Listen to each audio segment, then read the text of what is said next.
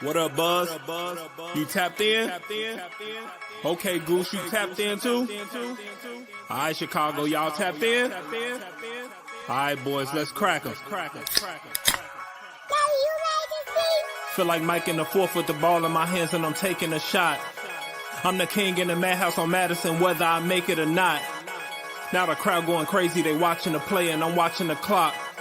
Got my shot in the air and the buzzer go off and I'm watching it drop. This team did things, MJ shot City 6 rings. D-Rose too big, too fast, too strong, history. And we good on that, put Jilla on the track and we good on wax. 3, 2, 1, everybody say Bulls on tap, Bulls on tap. Our city pretty and gritty, Benny the bull in the crowd getting hyper and litty. Me, I'm so drippy, it's slippery, nothing offends me. Banners on banners, we winners, we got the stats in the news. Go and subscribe, hang out with Buzzy and Goose. Tapping with us, we the truth, Jilla just murdered the booth.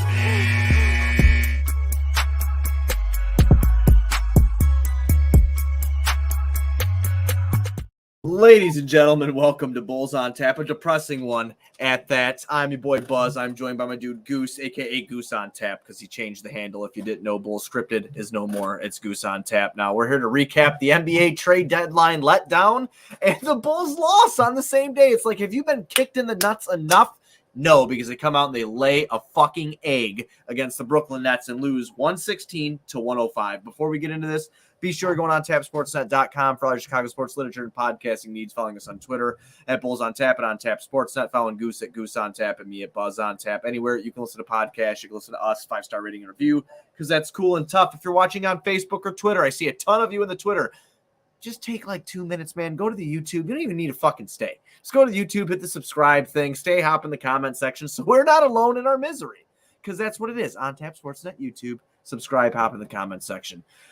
We're presented by Sports Illustrated Media Group. Goose, we lose the game. I'm not going to really spend too much time on the game. We hit 5 3-pointers tonight as a team out of 26, shooting 19%. We shot 46% from the field to the shorthanded, Kyrie-less, Kevin Durant-less Brooklyn Nets.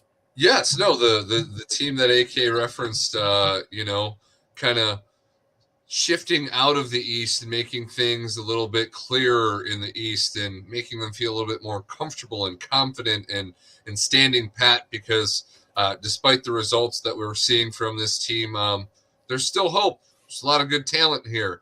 We found out at the deadline that a lot of these guys have great value, not enough value to move, and the other players on the market that could have improved our team weren't worth the value that they went for to our team, because our team is that good.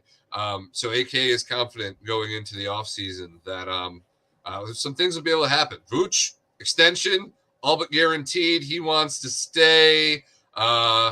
Fantastic, right? Right? No, this sucks. No? This sucks so bad. So you mean continuity again next year isn't a good thing after what we've watched all year this year? Another one. It's supposed to be pickle juice, damn it. Yeah, that ain't happening. So initial reactions from the game, what a fucking joke. That's how they come out and play after such a stressful day like this, and none of them get moved. The Bulls, one of 2 teams to not do anything. The other team was Cleveland. You know why? Because they made their big moves, man. They did their thing already. Yeah, so Cleveland was a team that should have sat pretty and had no reason to make any moves, because they went from fringe playoff team to legitimate contender in the offseason. So as I sit and I watch this, I'm thinking, okay, you're going to come out tonight, right? Because, I mean, obviously a big move was made. Spencer Dinwiddie and Finney-Smith are coming into the lineup for Brooklyn. You know, they had just come over from Dallas. Then you have Mikal Bridges and Cam Johnson in the crowd tonight watching the game, because they were just traded literally last night. So cool that they're in Brooklyn for them, but they're not ready to go yet. So you have a short-handed Nets team missing Claxton. No Claxton, no Seth Curry either. No Seth Curry. And they come out and they go blow to blow with you and punch you in the mouth and then just pull away from you. And you have everybody except Lonzo Ball, which we'll hear about more on him later. But anyway, you come out, you blow the game like this. I mean, this is nothing. The people that have argued with me about, oh, you don't want to blow it up, this is what the fuck I'm talking about. there should be no argument to blow it up. You just watched a team that had a top 5 NBA player in Kevin Durant have turmoil with Kyrie, kind of watch their puzzle pieces fall apart and what they saw happening for that roster when they tried to put it together. And they said, you know what? We're cashing out. We've got a top 3 player in the NBA. Before the deal, they had a roster loaded with shooters and talent greater than the Bulls could imagine. They have Claxton, who's still going to be a defensive player of the year run. And I would bet money that the Nets, post Kyrie and KD trade, are still going to be a better team than the Bulls because they had more shooters sitting on the bench not playing in tonight's game than the Bulls have on a healthy roster, even if Zoe was healthy. I sent out a tweet 13 hours ago. It said Brooklyn is likely to drop out of the top 6 with this move. I still think that happens. Okay, I still think that happens, but I put even with a team dropping out of a guaranteed top 6 playoff spot, that doesn't ensure the Bulls get that seed. If that doesn't tell Acme something needs to change, I don't know what will. Well, now I bet he feels like a real dick. Well, and then the teams in your same tier that were already above you in this particular season, the Knicks, the Hawks, and Toronto, all in the same little tier here, already better than you, except for probably Toronto. They improved, though. They all improved. They all went and did something to improve their roster and help fix what their issues are. And you just sat here and said the buyout market will be fine. No, shooters don't make it to the buyout market. Jay Crowder sat out all goddamn season and didn't get traded until last night in the last hours of the deadline. Can we talk about how weird that is for 5 first-round picks is the new thing? That's what I mean. Is this fucking 2K? No, we've no, second-round picks or nothing. They're Marko Simonovic. They're monopoly money. That's what they are. I mean, it is very rare that you Marko Simonovic. Any chance you get to fucking hit that guy, you do. Victor Marko Simonovic.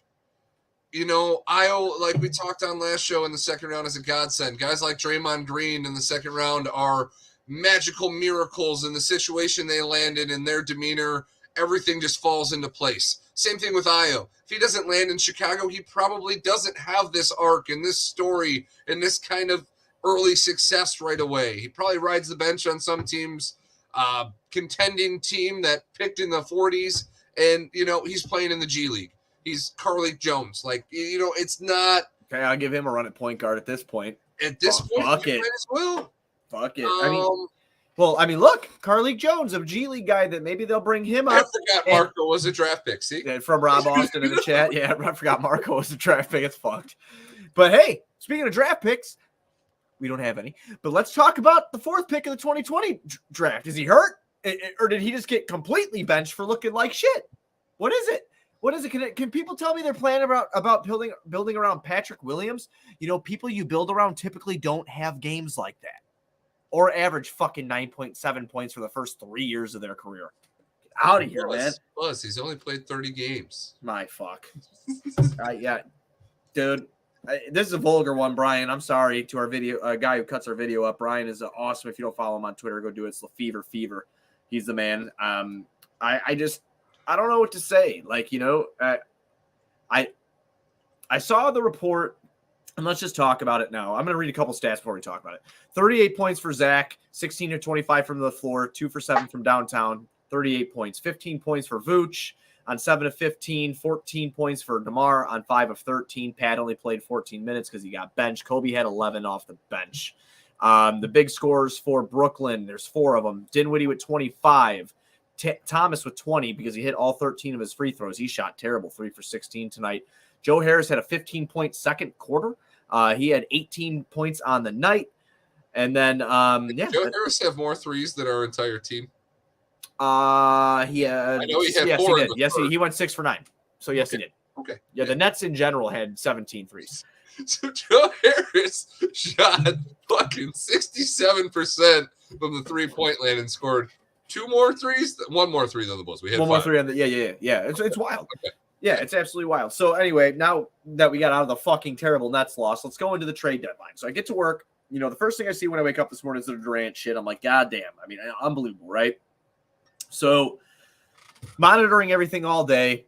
And I don't know if this – I don't know. I've had good interactions with this guy.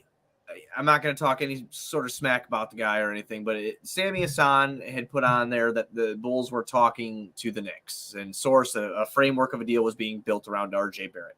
So then literally like 2-3 minutes later, Joe Colley comes out. He says that, the Bulls are talking to the Knicks. His did not involve RJ Barrett. It was like Grimes, Rose, Toppin, Fournier, and those 3 first-round picks. As soon as that hit the fucking Twitter machine, I said, yes. I'm like, absolutely. Like, do that right now. This is where we live if we don't pick a lane. If you're not going to – what's so wild to me is I would have done that trade, by the way, just for Derrick Rose alone. So to everybody that gets mad at me about that, what's wild to me is they said, or Arturas said, that they were buyers and they didn't want to give up to get too much. Well, hold up a fucking second here. Where in your 26-29 record do you think that you're a buyer? Number one, on the outside looking in of the old format, you're in the play-in now, but of the old format, what are you buying with? What are you buying? But if you're a buyer, you needed to choose, and you needed to choose today on what lane you wanted to take. If you want to do it in the fucking offseason, then be my guest, whatever. And it just makes no sense. You're going to bring back Vooch because that's what you're confident about, but you should have done it today. That is the time that you had to do it, is to pick between DeMar DeRozan and Zach LaVine and use one of their values to bring somebody back that can actually help complement the other's game. That's what needed to happen if you wanted to be competitive. And what my mind needed to happen is I'm shipping all them motherfuckers out. Every one of them. Because I'm going to get all the value and all the picks back. I have to recoup something because you gave away all of our picks.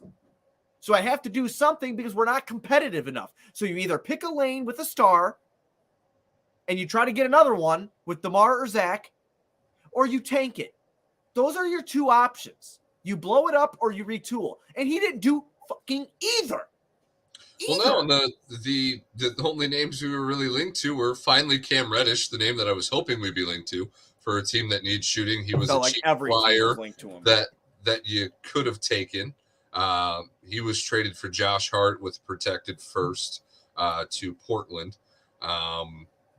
Reunite Jalen Brunson and Josh Hart, kind of a cool story there. But other than that, the Bulls really weren't brought up. We've been linked to Westbrook. We've been linked to Wall in the buyout, which after a night where you only make 5 3-pointers and shoot 19%, I don't know that, you have an answer there. At this point, I don't think it really matters.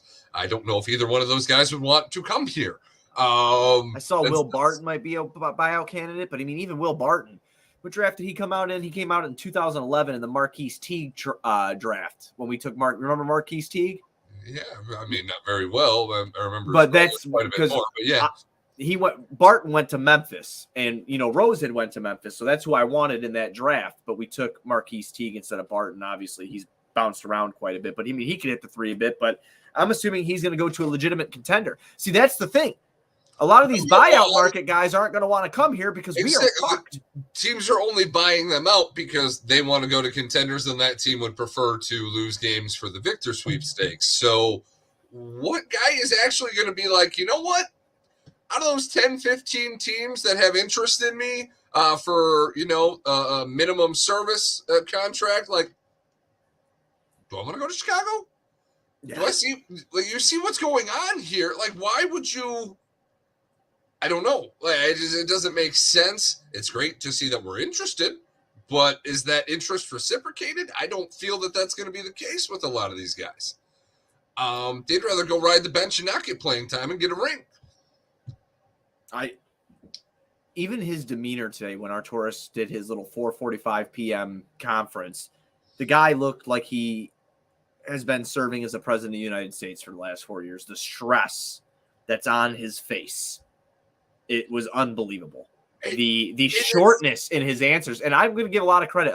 You know what a lot of people do in the Bulls community, which I'm not sure if you're aware of because I know you're in and out a lot of the Twitter world. But they hate on KC a lot. KC grilled that motherfucker right alongside Joe with some really, really good questions today. And I think Arturas got everything that he deserved. KC a bootlicker? Yeah, a lot of people do. A lot of people constantly do. And I don't really agree with that so much.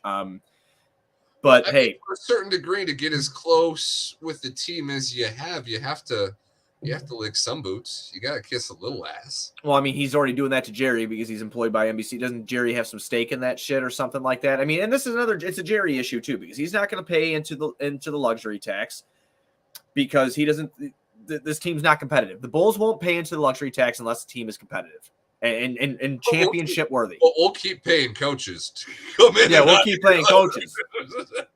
I mean, it's just wild to me, man. Like this whole day was wild to me. You watch Sadiq Bey, go to Atlanta. You watch Mo Bamba go for fucking cash, a second-round pick, and Patrick Beverly, who's going to be bought out. You see these trades take. I get we're not the Lakers. I get we don't have LeBron. Teams don't have to do us favors to push a narrative.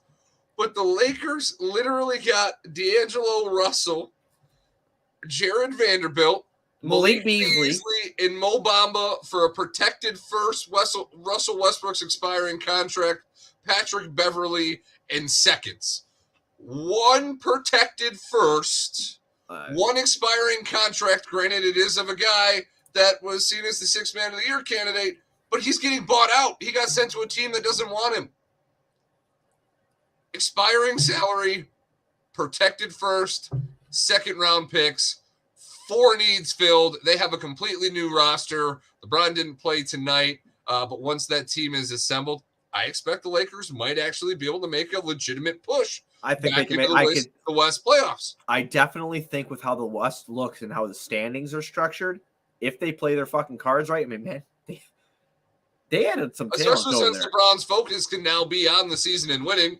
They added some shooting and they added some defense and they added real rotational players that aren't like minimum guys. Like, this is a big deal. That was a big move for the Lakers to do that. I don't think that D'Angelo Russell's like some sort of savior or anything like that for them, but he does have offensive talent, so all that talent doesn't fall on LeBron and AD, and he spaces the floor.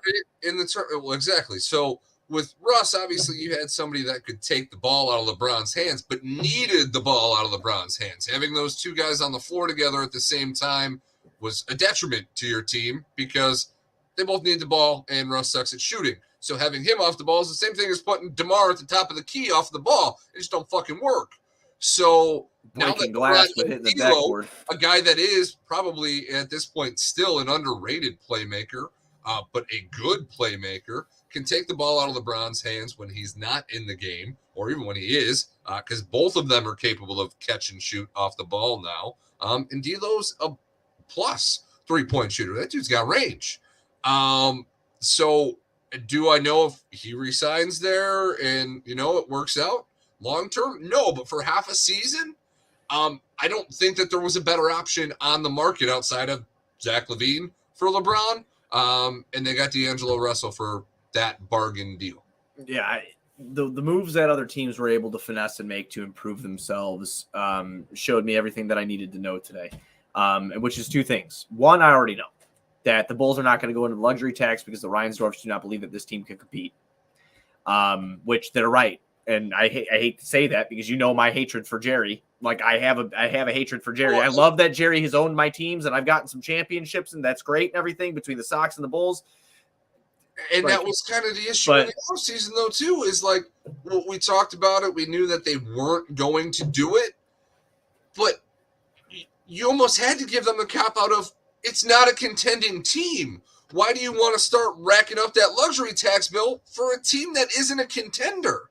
I mean, if they believed in it heavily, right, they would have done it. They haven't believed in it since the get-go. So that even poses the question now, even more so than ever. Well, because if you don't believe in it, what are you doing? That's the other topic with the buyout market. Do they really think John Wall is going to help them? I mean, the John Wall situation is so bizarre. The fact that he's back on the Rockets. He's already gone. He's already bought out. After all that shit he talked on the podcast. There's no way that dude got on a plane and headed to Houston. No way. No chance. No fucking way. But between what happened in Houston, which that situation at least made sense, the situation with the Clippers really blows my mind.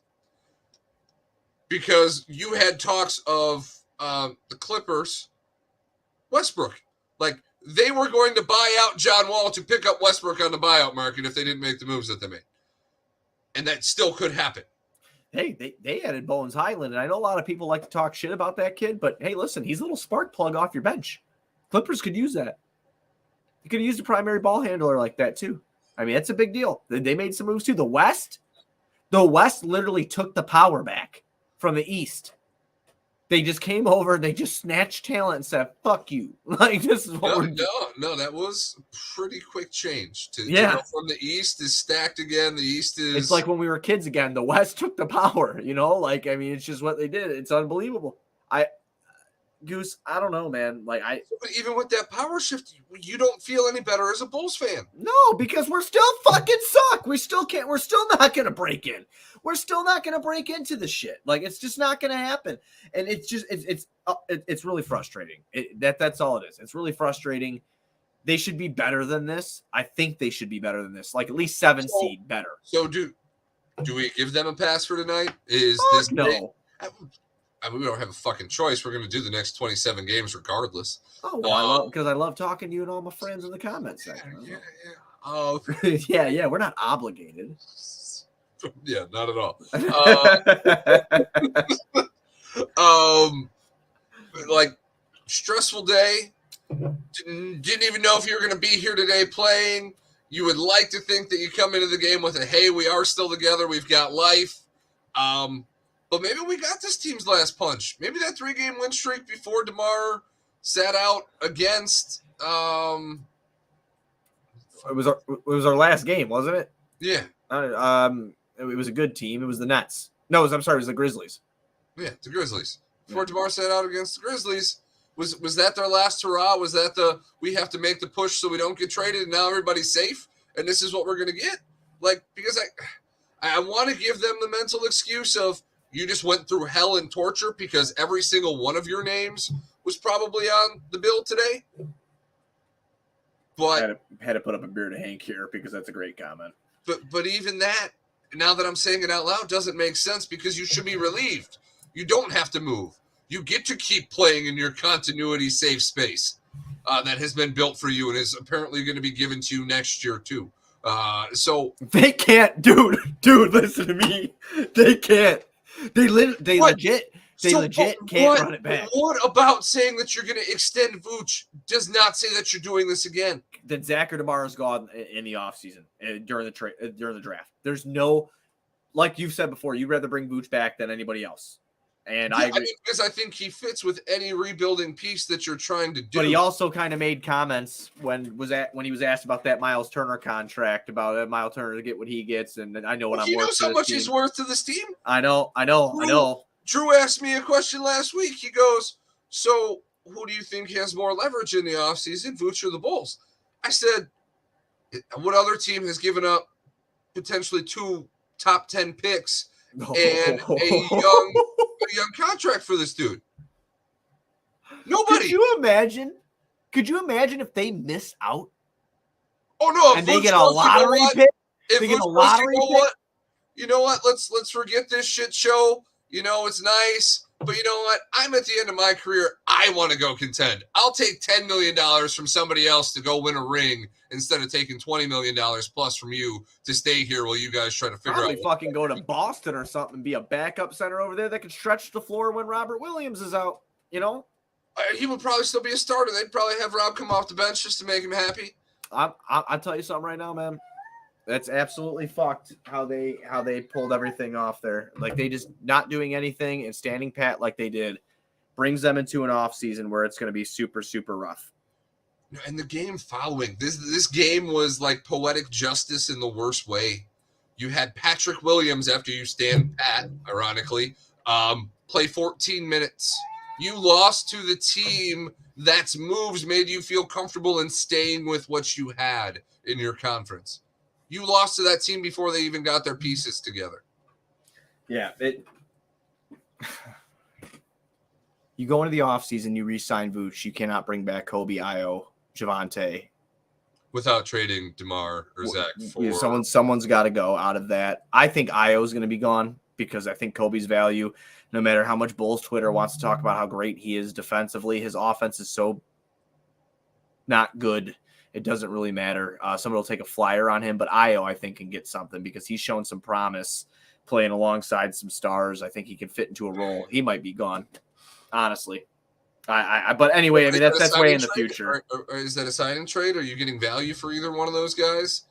Because that's the issue. Is I want to have confidence in the fact, like AK said, well, people didn't think that we could do the things that we did and to get the guys that we got a couple summers ago. So we're confident in ourselves. And to a degree, I have to say that I was impressed with their sign-in trades and their abilities and their knowledge of working around the cap rules to make the things happen that they made happen.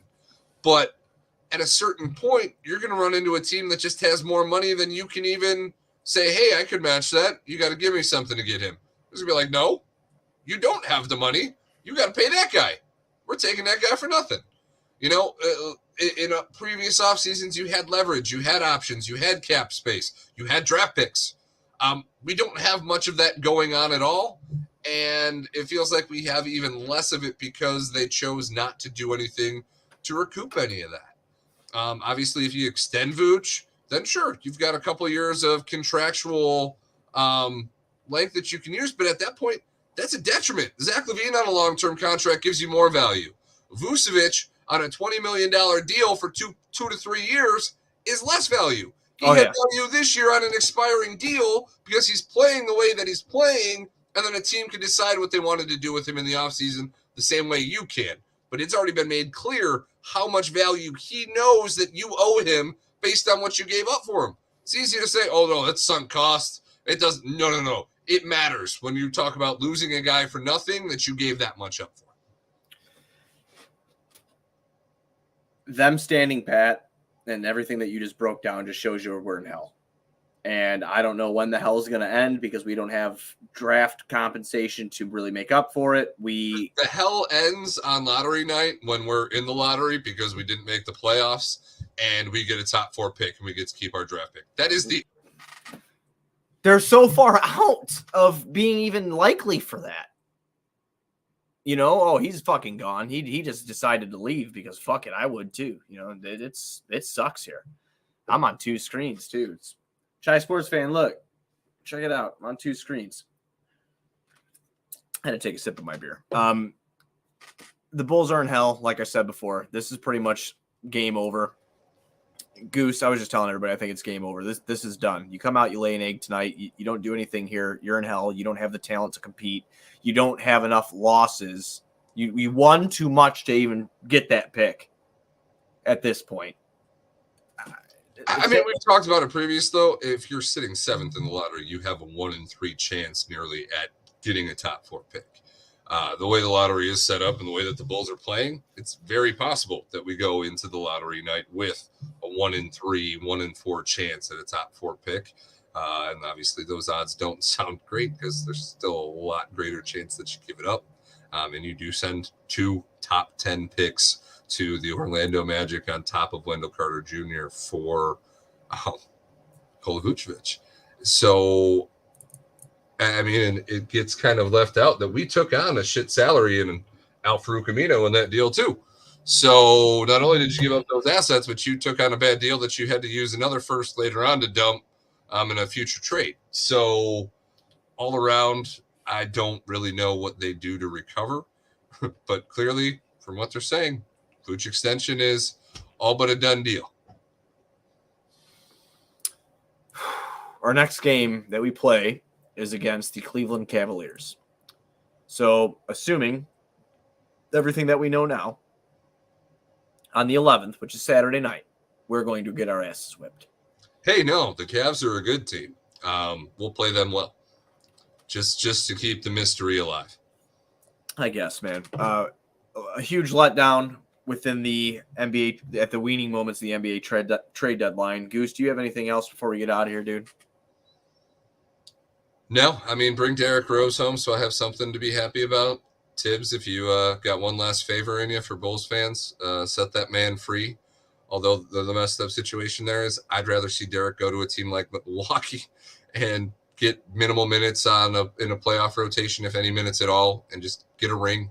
As much as I want to be selfish and see Derrick come home where he probably should get playing time, I'd almost rather him get bought out and go grab onto a contending team's bench, maybe get some minutes if they have injuries, and steal himself a ring before he retires. It's about my happiness now. He could do that next year. He could join a team. Okay. I want Derrick Rose. Okay. I want Derrick Rose back. That's what I want because I just want to smile one more time because there's not. Yeah, no, there's not been a moment this year that the UC was louder or happier than the MVP chance. Yeah. And that should tell you something. That should really, really tell you something. So I don't really have much else, man. It's just a huge letdown and a really bad day to be a Bulls fan. That's really all. That's like my closing thing. It's a really it'll get better eventually. Like this isn't the end of the world, obviously, but I mean I think it's the end of the run of this team and what the original vision might have been for it. And I know we didn't mention this on the show because I forgot to elaborate on it, but we will be updated after the All-Star break about Lonzo Ball, which is going to be, I can tell you the news now, spoiler alert, because we're not going to be doing shit anyway. He will be shut down and he is not going to return this season. So we might go 21 months without Lonzo Ball between his last game played and if he does come back at the beginning of next season. So we've got that too. So a lot of bad news today for the most part. If you came to hang out with us on the trade deadline letdown and loss to the Nets show, we thank you very much. Be sure to go on tapsportsnet.com for all your Chicago sports literature and podcasting needs. Following us on Twitter at Bulls on Tap and on Tap Sportsnet. Following Goose at Goose on Tap. It's going to take me a minute to get used to that. And follow me at Buzz on Tap. Anywhere you can listen to a podcast, you listen to us, 5-star rating and review because that's cool and tough. We'll be back on Saturday night, I think, because Sunday is Super Bowl Sunday. Yeah, I'll be back on Saturday night. You know, usually I flake on that's my fault 9 times out of 10 because that's the day that I let loose. Goose, do you let loose on Saturdays? I haven't been letting loose very often. Obviously, I inhale and exhale the good shit enough to stay on an even keel. But no, I haven't been letting loose with the boost. Tonight was going to be the first night that I was going to go out and have some drinks in about a month. And way to go, Arturis, you fucking jerk. You ruined it. Yeah, no, I mean, I decided against it because I wanted this was supposed to be a big show. I was hoping for a good game to talk about and maybe getting a little on board with AK and the whole continuity thing. Clearly that backfired, but it's also a good thing that I didn't go because I would have had way too many drinks to show up to work tomorrow with that performance. So we, I guess we'll see what happens Saturday. Team gets a little bit of time to recoup. Still going to be hanging around this play-in, although as we touched on, the Raptors did improve as well. So that 10th spot might not be ours for much longer either. Well, we'll see you guys all Saturday night after the Bulls take on the Cleveland Cavaliers.